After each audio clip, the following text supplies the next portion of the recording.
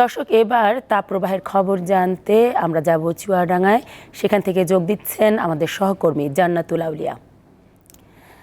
জান্নাতুল, চুয়াডাঙ্গায় চলতি বছর তাপমাত্রার রেকর্ড হয়েছে, আজকের পরিস্থিতি আমাদের জানাবেন। ধন্যবাদ তানিয়া। আপনি যেমনটি বলছিলেন, গত 4 দিন যাবৎ কিন্তু টানা সর্বোচ্চ তাপমাত্রা চুয়াডাঙ্গা জেলাতে রেকর্ড করা হয়েছিল। গতকালকে সর্বশেষ সন্ধ্যা 6টায় তাপমাত্রা রেকর্ড করা হয়েছিল 42.4 ডিগ্রি সেলসিয়াস। আজকে কিন্তু আপনার তাপমাত্রার প্রভাব যদি বলতে যাই, সকাল 9টায় কিন্তু আমরা পেয়েছি 38.4 ডিগ্রি। এখন কিন্তু বেলা 12টার সময় সেই তাপমাত্রা এসে দাঁড়িয়েছে 40.2 ডিগ্রিতে, এবং বাতাসের আর্দ্রতা কিন্তু 18%। সেক্ষেত্রে বাতাসে জলীয় বাষ্পের পরিমাণ বেশি থাকায় একটু অস্বস্তিতে পড়েছে জনজীবন। তো এমনিতেই বিপর্যস্ত প্রথম থেকেই চুয়াডাঙ্গা, সবসময় এই তাপমাত্রায় নাজেহাল হয়ে থাকে জেলাবাসী। তাপমাত্রার পারদ কিন্তু প্রতিদিনই একটু একটু বাড়ছে, এবং এখন বেলা 12টায় যেটা 40.4 ডিগ্রি, সেটা কিন্তু সন্ধ্যা গড়ার সাথে সাথে তাপমাত্রার পারদ আরও বাড়বে, এমনটি আবহাওয়া অধিদপ্তর আমাদের জানিয়েছেন। আর পাশাপাশি যদি আমরা জনজীবনের বিপর্যস্তের কথা আপনাকে একটু জানাতে চাই, সব থেকে কিন্তু ক্ষতিগ্রস্ত হচ্ছে খেটে খাওয়া এবং দিনমজুর মানুষেরা।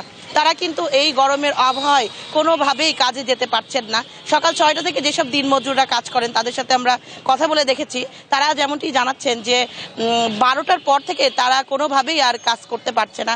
মাঠের কৃষকরা তারা তো এক প্রকার ক্ষতিগ্রস্ত হচ্ছে তাদের ধানের আবাদে, এবং পাশাপাশি তারা গরমে বিপর্যস্ত।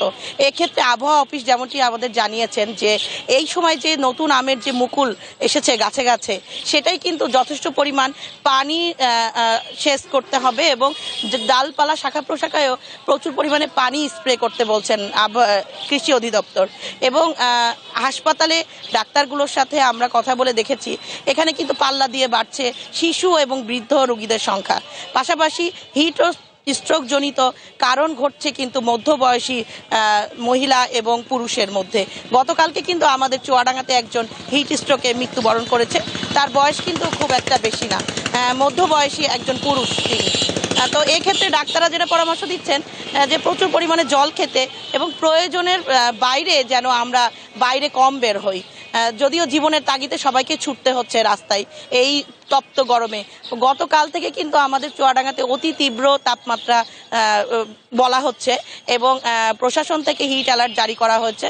পাশাপাশি স্কুলগুলো বন্ধতে কিছুটা স্বস্তির আভাস পাওয়া গেছে। অভিভাবকরা বলছেন যে এই গরমে তারা কিন্তু বাচ্চাদের স্কুলে পাঠাতো না, তারপরেও সরকারের পক্ষ থেকে স্কুল বন্ধ হওয়াটা তারা সাধুবাদ জানিয়েছেন। এবং আবহাওয়া অধিদপ্তর বলছেন যে এই আবহাওয়া কিন্তু আরও অব্যাহত থাকবে আরও আগামী 2-3 দিন। তানিয়া, চুয়াডাঙ্গা থেকে তাপপ্রবাহের খবর জানাচ্ছিলেন জান্নাতুল আউলিয়া।